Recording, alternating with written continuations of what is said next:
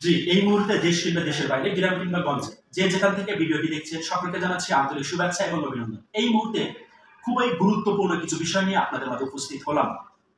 আপনারা নিশ্চয়ই জানতে পেরেছেন গতকালকে 25/11/2024 আইপিএল এর বিশাল আসরের প্লেয়ারদের নিলাম শেষ হলো।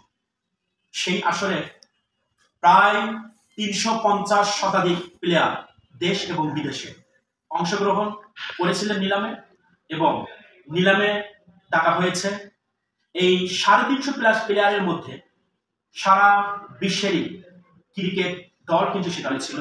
বিশ্বের সবগুলো দল থেকেই কিন্তু প্লেয়ার টানা হয়েছে। অত্যন্ত দুঃখের বিষয়, বাংলাদেশের একজন প্লেয়ারকেও রাখা হয়নি। এটা বাংলাদেশের জন্য যেমন অনেক লজ্জিত, ঠিক তেমন প্লেয়ারদের জন্য অনেক বেশি দুঃখজনক।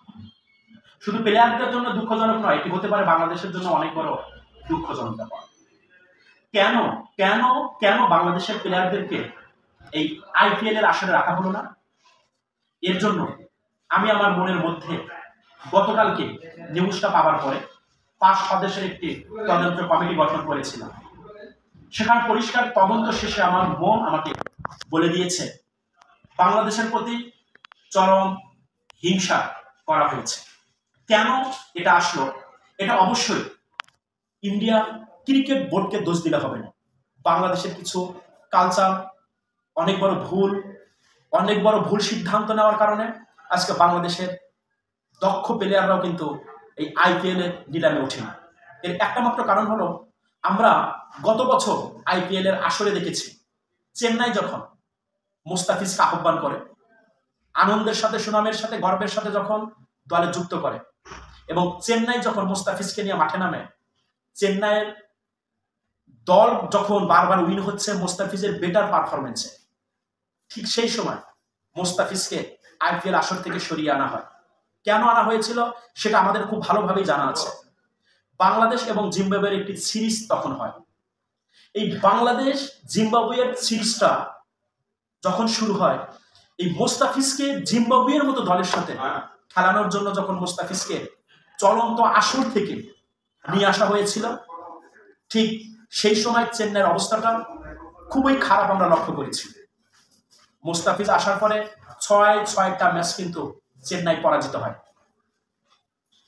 হয়তো এটার কারণে আইপিএল এ আসর থেকে বাংলাদেশের সকল প্লেয়ারদেরকে সরিয়ে নেওয়া হয়েছে। তো সত্য এই যে হিংসা, আমি মনে করি ওই সময় বাংলাদেশ বিসিবি মুস্তাফিজের প্রতি হিংসা করেছিলেন। আজকে বাংলাদেশের প্লেয়ারের প্রতি হিংসা করার কারণে আইপিএল এর একটি আসর, সারা বিশ্বের জাঁকজমক একটি আসর থেকে বাংলাদেশের সবগুলো প্লেয়ার বঞ্চিত হলো। এখন আপনারাই বলুন, কখনোই কোনো হিংসা মানুষকে পরিপূর্ণ করতে পারে না। আজকের হিংসা আগামীকালকে অধঃপতনের কারণ হতে পারে বলে আমি মনে করছি। তাই আজ থেকে আমরা সতর্ক হই, একে অপরকে সাপোর্ট করি, অন্যের ভালোর জন্য কাজ করি, দেন ফিউচারে আমার ভালো হবে, এটা তার জ্বলন্ত প্রমাণ। এবার বিপিএল বাংলাদেশের জন্য খুব দুঃখজনক।